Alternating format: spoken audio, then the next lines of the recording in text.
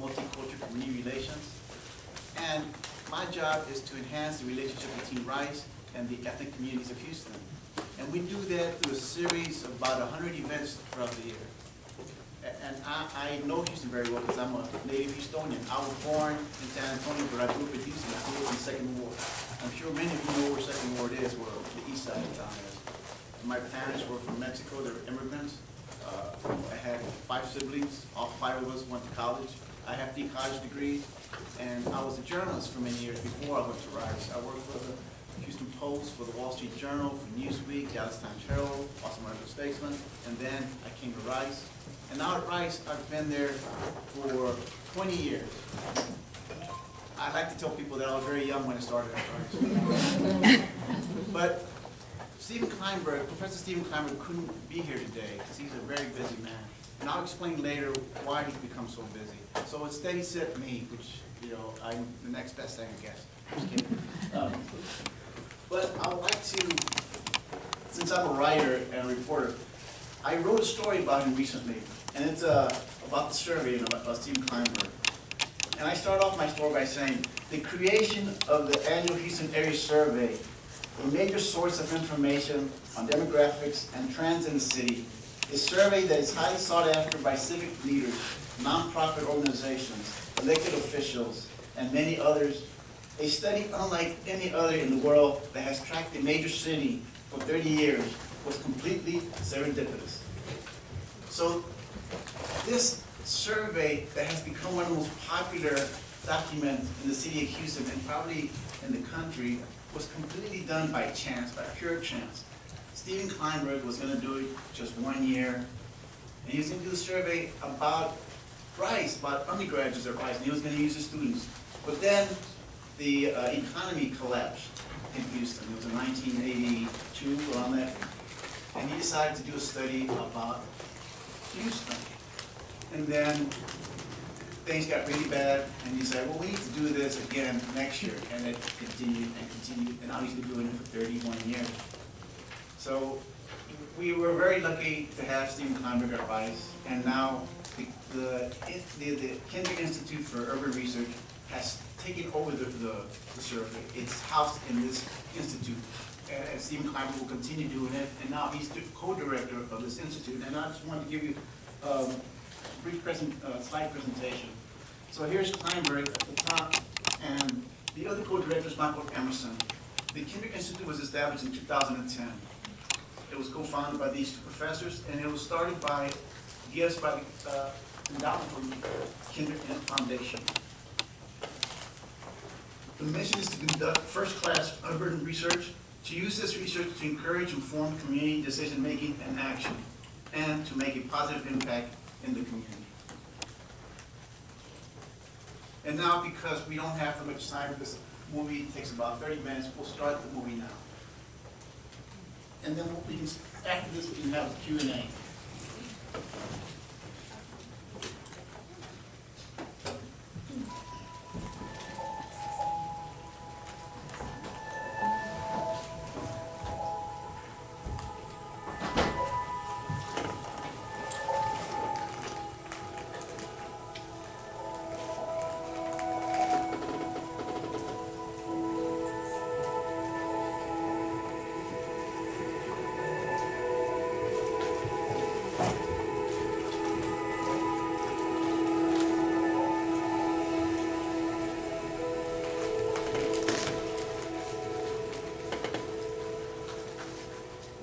I get unfairly credited that I planned to spend my life studying the city. It was a one-time survey back in 1982. Houston was booming. 1 million people lived in Harris County, Texas between 1970 and 1982, coming at the rate of 1,380 people a week. 230 cars and trucks every day on average being added to the streets and freeways of Harris County. Greatest boom anyone ever seen, brought about by the 10-fold increase in the value of oil. This was a one-company town. 82% of all the primary sector jobs in Houston in 1980 were tied into the oil business. And the price of a barrel of oil that was selling for $3.20 in 1970 went to $10 and $15 with the Arab oil embargo, to $20 and $25 with the Iranian Revolution in 78, 79, to $32.50 by 1980. Houston's prime industrial products that increased tenfold in value with no less than world demand. This was boomtown America. So we did a one-time survey. We said, let's get the students involved in measuring how people are dealing with this tremendous growth, but also growing concerns about the social costs of growth, traffic and pollution and crime. One-time survey. Never occurred to us to do it again. 2 months later, the oil boom collapsed, and 100,000 jobs were lost by the end of 1983. We said, my God, we better do this survey again. And for 30 years, my students and I have been taking a representative random sample of Harris County adults reached by random telephone numbers, asking people with identical questions over the years. How do you see the world? What is happening in your life? And we have sat back and watched the world change.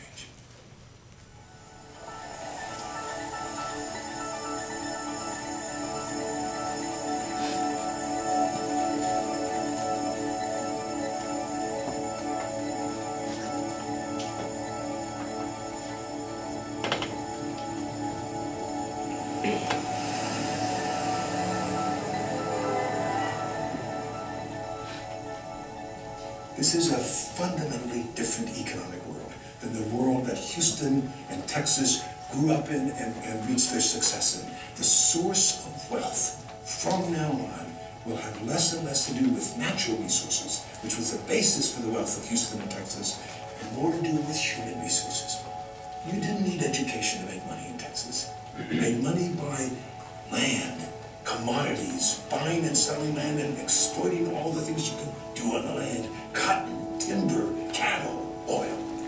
The source of wealth in the 21st century will have less and less to do with natural resources and more to do with knowledge, with human resources, with skills. The blue-collar path to economic security has disappeared. Gone forever. It's the opportunity for a young man and woman to graduate from an American high school with a high school diploma, come out into the Houston American workforce, put me to work America, and expect to be able to make a middle-class wage. If you were doing a job that I can train a third world worker to do, and I pay that third world worker $10 a day to do that job, I'm not going to pay you $10 an hour. And we are watching across America, and particularly clearly in Houston, a growing gap between the rich and poor, predicated above all else on access to quality higher education. What you earn depends on what you have learned in a way that has never been as true as it is today.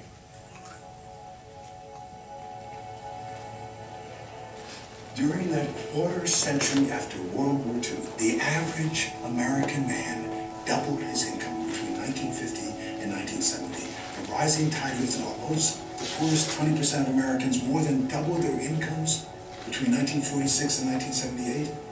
The richest 5% virtually doubled theirs. Virtually all the benefits of economic growth, the last quarter centuries, have gone to the richest 20%, most of that to the richest 5%, most of that to the richest 1%, in a striking redistribution of earnings out of the hands of the poor and the middle class into the hands of the rich and the super rich in a way that we have not seen before in America, with the possible exception of 1928. In 2007, the last year for which we have full records, the richest 1% of Americans took home 23.5% of all the money earned by all Americans. The central political challenge of our time is how to restore the equalizing institutions that used to ensure that all Americans could share in the prosperity of the country. And education should become a critical determinant. The only way to improve the lot of the poor is not by accelerating economic growth and by cutting taxes on the rich. None of that helps them. The only way to improve the lot of the poor is to invest in their skills. Education has become the critical determinant of a person's ability to earn enough money to support a family in the knowledge economy of the 21st century.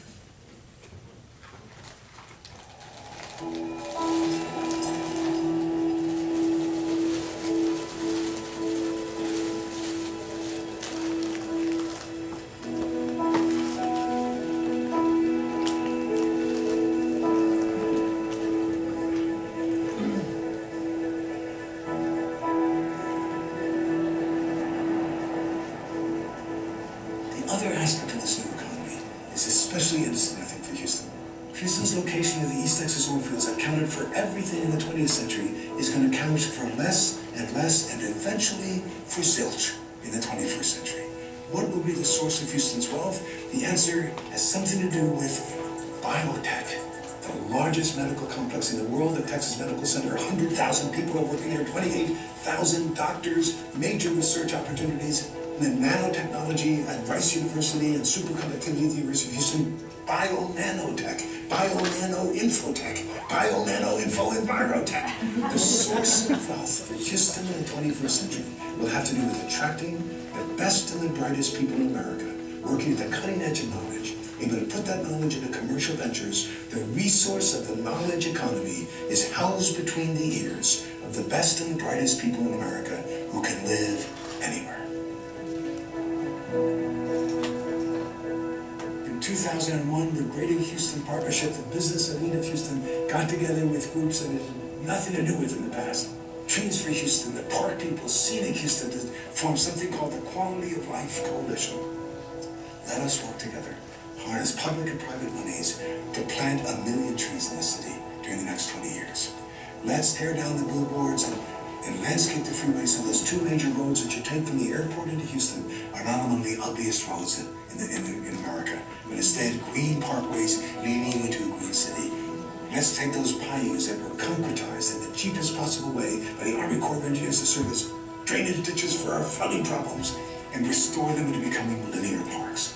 There's a major initiative underway called the Bayou Greenway Initiative that plans to raise the monies to build 250 miles of bike lanes and jogging trails and green spaces along all of the 10 major bayous of Houston to form linear parks that will suddenly turn Houston into this extraordinarily green place that it once was.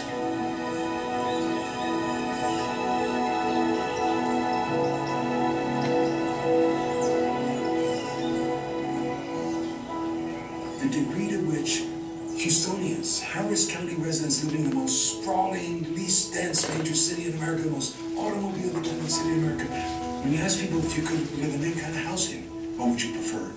57% said I want a single-family house with a big yard, even if I have to drive most of the places I need to go. But 41% of all Harris County residents in this sprawling metropolis of ours said I would prefer to live in a more urbanized home within walking distance of shops and workplaces. So it's a city in the process of reinventing itself for the 21st century. People in our surveys complain, because we invite them to, about traffic and pollution and crime and the weather. Then we ask, well, how would you rate the Houston area as a place to live? It's a wonderful place to live. Overwhelmingly and increasingly, 90% say it's a better place than anywhere else. The great strength of Houston is the people who live here, love it here, are surprised by all the amenities that are here. Our problem is that people who don't live in Houston say, yuck, why would you want to live in Houston? And the central challenge for Houston, as it positions itself for prosperity, is to change that perception. And quality of life issues have now become central to the pro-growth agenda for Houston in the 21st century.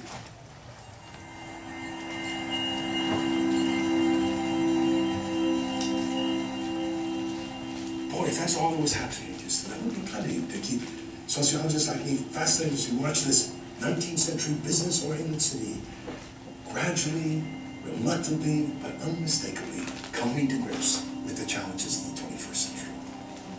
But at this very same moment has come this fundamental, irreversible transformation in the ethnic composition of the Houston, the Texas, and the American population. Quick sense of why here, why now, what's the historical background for this? Well, between 1492 and 1965, 82% of all the human beings on the face of this earth who came to these shores came from Europe.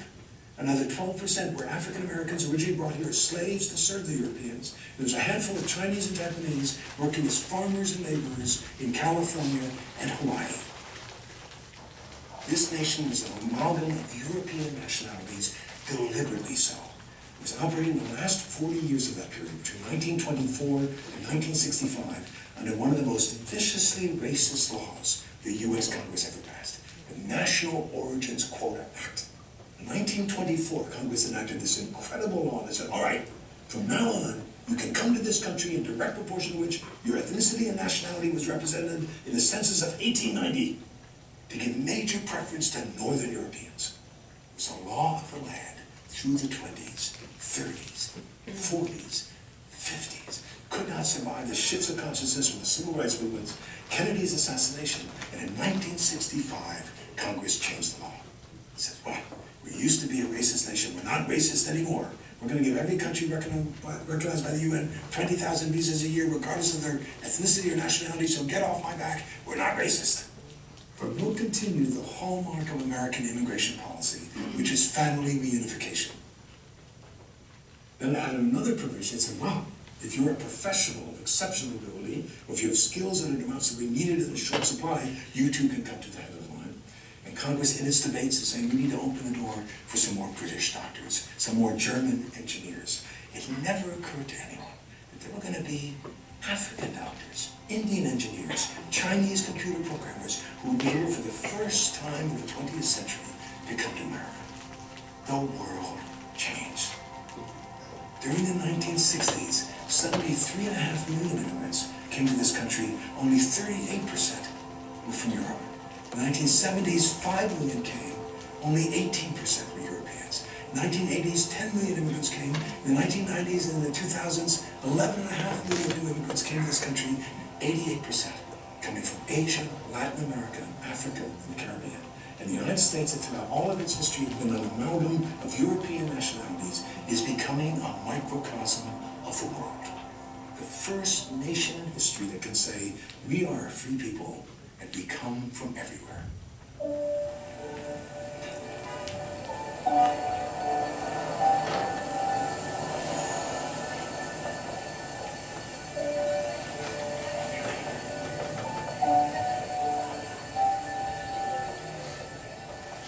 Two cities, Los Angeles and New York, contain between them 1/3 of all the foreign-born residents of this country.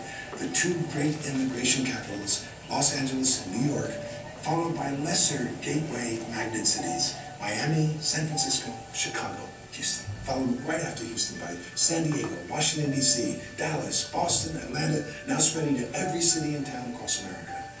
No city has been transformed as fully, as completely, as suddenly, as irreversibly as Houston, Texas.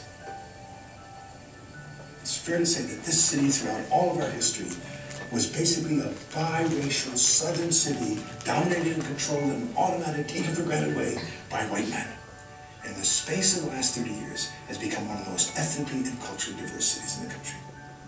During the 1960s and 70s, with the oil boom, it was Anglos pouring into Houston because this is where the jobs were. And by 1980, Houston had become the 4th largest city in America, still an overwhelmingly Anglo city. The Anglo population in 1970 to 1980 grew by 28%. Then came the oil bust. Between 1980 and 1990, the Anglo population grew by 1%. Between 1990 and 2000, the Anglo population actually dropped by 6.3%, and it dropped again by 5.2% between 2000 and 2010. Meanwhile, while the Anglo population was dropping in 1990 and 2000 by 6.3%, the African American population grew by 20%. The Hispanic population grew by 74%.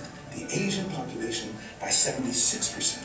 By the year 2000, there were 3.4 million people living in Harris County, Texas, all of us minorities. And by 2010, Harris County is now 41% Latino and only 33% Anglo.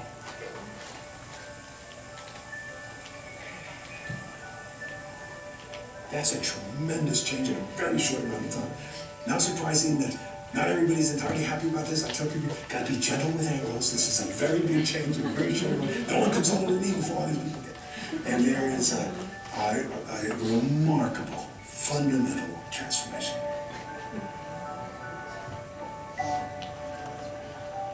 There are two revolutions occurring before our eyes in this country. They go by the names, of course, of the aging and the colorizing of America, also known as the grain and the burning. We are living longer, healthier lives than human beings have ever lived in the history of human life on this planet. Doctors will tell you that age 65 in 1965 is the equivalent of age 73 today. You reach 65 in good health, you have a quarter of your life ahead of you. We chose 65 as the time you were old and were supposed to retire back in 1906, when 7% of Americans live to the age of 65.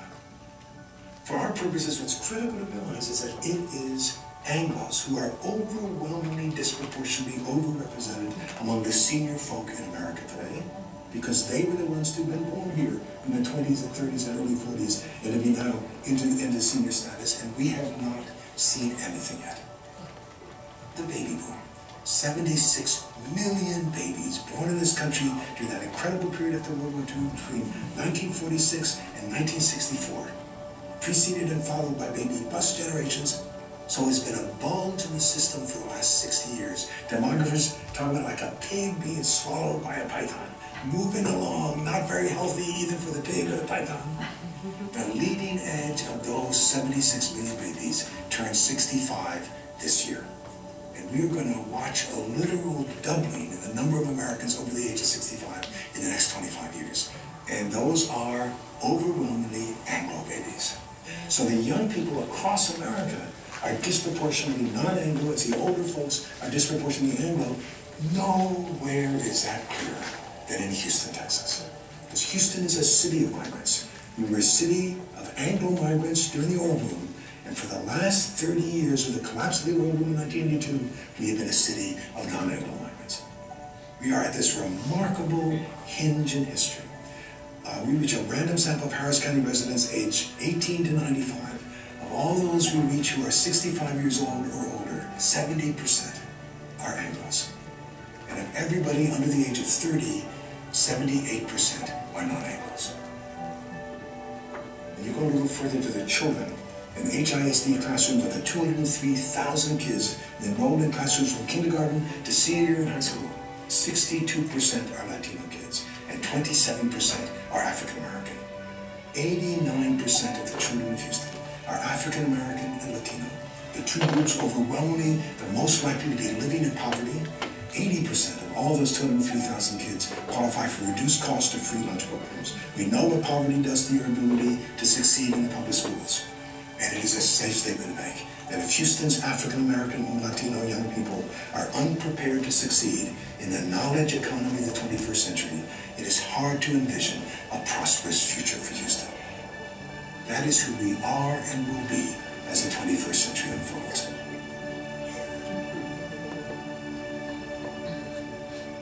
And I tell people, this is a done deal. Close the borders tomorrow. Not another immigrant comes to these shores ever again. 60-year-old Anglos are not going to be making a whole lot more babies. I tell people, we'll do the best we can. We'll work on it every chance we get. Every business in Houston is going to figure out how to capitalize on the burgeoning diversity of the city or find it harder to grow their business as the 21st century unfolds. This ethnic transformation could be the greatest asset that Houston could have as it positions itself in the global economy. We have the second largest port in the country, and that port locks us into being a world center for trade and commerce in the global economy. Tremendous advantage for the city to having positions of economic and political power, Black Houstonians, Hispanic Houstonians, Asian Houstonians, to build the bridges to the global marketplace. This new immigration into American society today is unprecedented in American history in two fundamental respects. Number one, of course, it is non-European. But even more so, number two, it is remarkably bifurcated. One group of immigrants are coming with higher levels of education and income backgrounds than we have ever seen in the history of immigration. Asians and Africans are coming here with remarkable credentials. 61% of all Asian immigrants in Houston have college degrees, compared to just 47% of U.S.-born Anglos. And one group of immigrants, largely Latino, are coming with striking educational deficits.